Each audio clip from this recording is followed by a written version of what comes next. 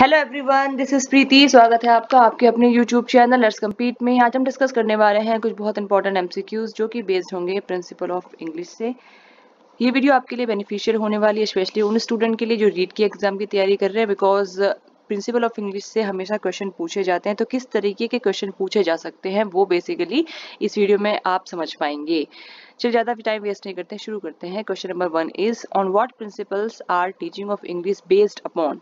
जो प्रिंसिपल्स हैं teaching of English के, वो किस चीज़ के ऊपर बेस्ड है? आपके ऑप्शन है साइकोलॉजिकल प्रिंसिपल्स होते हैं, लिंग्विस्टिक प्रिंसिपल्स होते हैं, पेडागोजिकल प्रिंसिपल्स होते हैं, या आपका option number D all of the above. तो अगर आप प्रिंसिपल ऑफ टीचिंग से फैमिलियर है तो आपको ये पता होना चाहिए कि जो प्रिंसिपल ऑफ टीचिंग इंग्लिश है बेसिकली वो ऊपर के जो तीनों आपके चीज़ें हैं साइकोलॉजिकल, लिंग्विस्टिक एंड पेडागोजिकल पे बेस्ड होते हैं। ठीक है।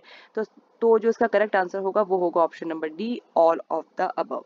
चलिए क्वेश्चन नंबर 2 देख लेते हैं। Principle of grouping is based upon, most important question है, टीचिंग एग्जाम्स में पूछा जाता है कि प्रिंसिपल ऑफ ग्रुपिंग किस चीज के ऊपर बेस्ड है। ऑप्शन आपके आते हैं डेफिनेट पर्पस, सेकंड आता है फोनेटिक ग्रुपिंग, सी ऑप्शन है आपका availability of words, D option है कोरिलेशन विद लाइफ। ठीक है।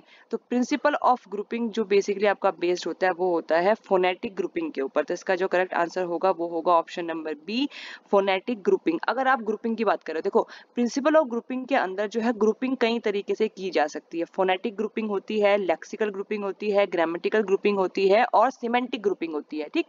तो इन चारों में से सिर्फ एक ही ऑप्शन आपके पास है फोनेटिक ग्रुपिंग। ग्रुपिंग का मतलब बेसिकली ये है कि बच्चे को इजी हो जाता है जब आप बच्चे को जो शब्द होते हैं इंग्लिश के वो ग्रुप करके पढ़ाते हो। मतलब कई सारे शब्द को का एक ग्रुप आपने बना लिया। तो अगर हम फोनेटिक ग्रुपिंग की बात करें तो उसमें ऐसे ग्रुप्स ऐसे वर्ड्स आते हैं जो कि सेम साउंड के होते हैं। जैसे कि बच्चे को अगर आपको सेम साउंड के ग्रुप पढ़ाने, वर्ड्स पढ़ाने, तो कैट हो गया, हैट हो गया, सेट हो गया। तो इस तरीके के जो वर्ड्स हैं वो फोनेटिक ग्रुपिंग के अंदर आएंगे और ग्रुपिंग करके बच्चा इंग्लिश को अच्छी तरीके से सीख सकता है। ठीक है। चलिए नेक्स्ट क्वेश्चन देखते हैं। Question number 3 is principle of selection and gradation of words is based on. जो principle of selection and gradation होता है, ग्रेडिंग होता है वर्ड्स का, वो किस चीज पे बेस्ड है? बेसिकली फ्रीक्वेंसी, टीचेबिलिटी, रेंज या ऑल ऑफ दीज। तो जो इसका करेक्ट आंसर होगा वो होगा option number D all of these.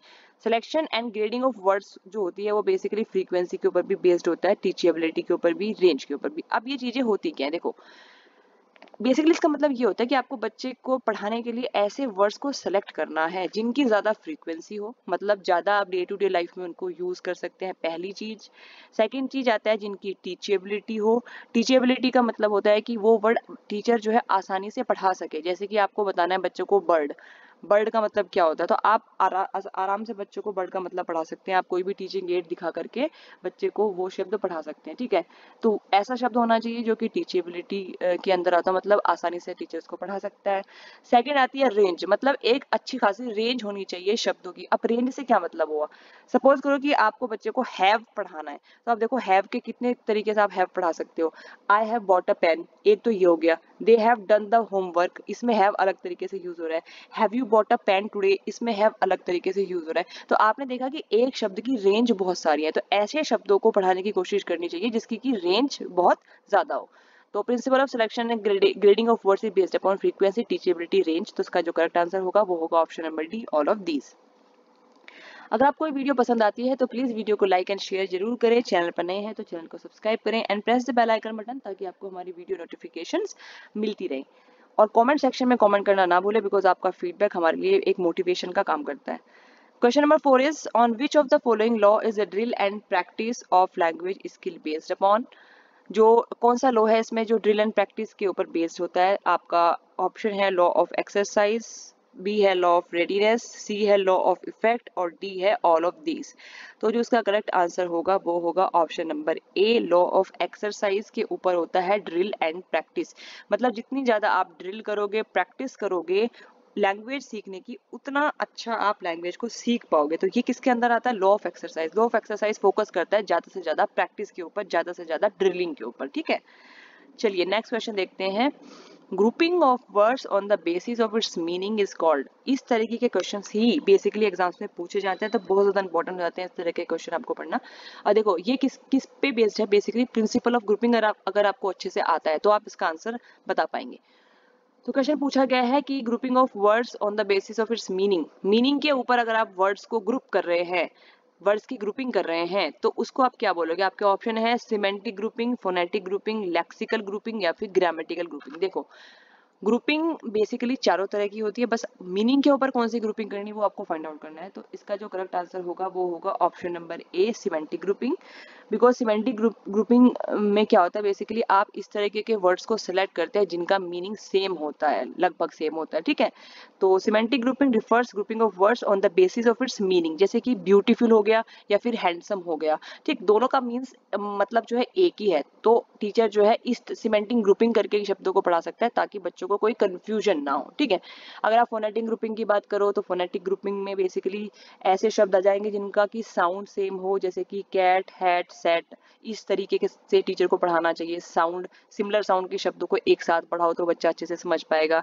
अगर बात आप लेक्सिकल ग्रुपिंग की करते हैं तो बेसिकली लेक्सिकल ग्रुपिंग का मतलब होता है कि when grouping of teaching material is based on situation, तब इसको लेक्सिकल ग्रुपिंग कहा जाता है, जैसे कि मदर, फादर, ब्रदर, सिस्टर। तो ये सारे जो है एक कॉन्सेप्ट के अंदर आते हैं, फैमिली, ठीक है। ग्रामेटिकल ग्रुपिंग हो गई, ग्रामेटिकल ग्रुपिंग का वही है कि on the basis of sentence structure आप बच्चे को पढ़ा सकते हो, ठीक है। जैसे कि I am reading, she is reading, they are reading, तो ये एक ही तरीके के शब्द है, तो इसकी आपने ग्रुपिंग करी है। तो ये होता है ग्रुपिंग ऑफ वर्ड्स। बेसिकली होता क्या है, अगर हम खाली मीनिंग की बात करो तो semantic grouping. Question number 6 is permanent learning occurs when it is correlated with. Permanent learning कब हो पाएगी बच्चे की? अगर उसको कोरिलेट करेंगे हम लर्निंग को किसके साथ, रियल लाइफ के साथ, आर्टिफिशियल लाइफ के साथ, नन ऑफ दीज या बोथ, ए एंड बी। देखो बहुत सिंपल क्वेश्चन है, अगर आपने पेडागोजी अच्छे से पढ़ा है तो कोई भी इसका आंसर कर देगा। बच्चे के अंदर आप परमानेंट लर्निंग तभी डाल सकते हैं जब उसकी जो लर्निंग है उसको आप रियल लाइफ के साथ जोड़ें। तो इसका जो करेक्ट आंसर होगा वो होगा option number A, real life, ठीक है। चलिए नेक्स्ट क्वेश्चन देखते हैं। Drill and practice of language skill is based on the law of exercise, grouping, order and proportion, multiple line of approach. तो इसका आंसर होगा, करेक्ट होगा exercise. Drill and practice of language skill जो है वो based, अभी मैंने आपको बताया था, बेस्ड होती है एक्सरसाइज के लॉ पर। Question number 8 is interest in learning a language is aroused by the technique of. Language learning में जो इंटरेस्ट बच्चे का पैदा करना होता है टीचर को, तो किस टेक्निक से आप पैदा कर सकते हो? आपके ऑप्शन है motivation, curiosity, attention, none of these. तो देखिए इसका जो करेक्ट आंसर होगा वो होगा ऑप्शन नंबर ए, मोटिवेशन। अगर आप बच्चे को मोटिवेट कर पा रहे हैं तो आप डेफिनेटली बच्चे के अंदर इंटरेस्ट पैदा कर पाएंगे लैंग्वेज को सीखने का, ठीक है। तो motivation will be the correct answer. चलिए नेक्स्ट क्वेश्चन देख लेते हैं। Grammar should be taught, grammar किस तरीके से पढ़ाई जानी चाहिए इंग्लिश में?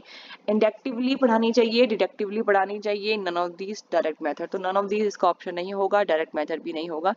देखिए ग्रामर पढ़ाने का सबसे बेहतर तरीका माना जाता है इंडक्टिव मेथड। तो अगर आप ग्रामर पढ़ाना चाहते हैं बच्चों को तो इसका जो करेक्ट आंसर होगा वो होगा ऑप्शन नंबर ए, इंडक्टिवली पढ़ानी चाहिए। मतलब आप पहले जो डे टू डे लाइफ के हैं वो एग्जाम्पल बच्चों के सामने रखें और उसके बाद बच्चों को आपको रूल बताना है।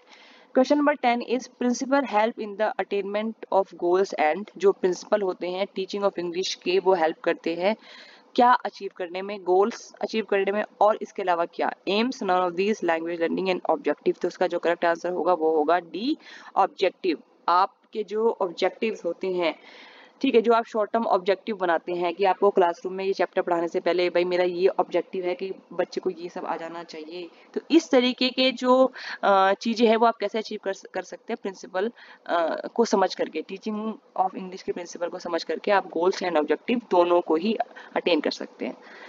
तो ये कुछ इंपॉर्टेंट क्वेश्चंस थे जो मुझे आपके साथ डिस्कस करने थे। अगर आपको वीडियो पसंद आती है तो प्लीज वीडियो को लाइक शेयर जरूर करें। चैनल पर नए हैं तो चैनल को सब्सक्राइब करें। जल्दी मिलते हैं अगली वीडियो में, तब तक के लिए बाय बाय।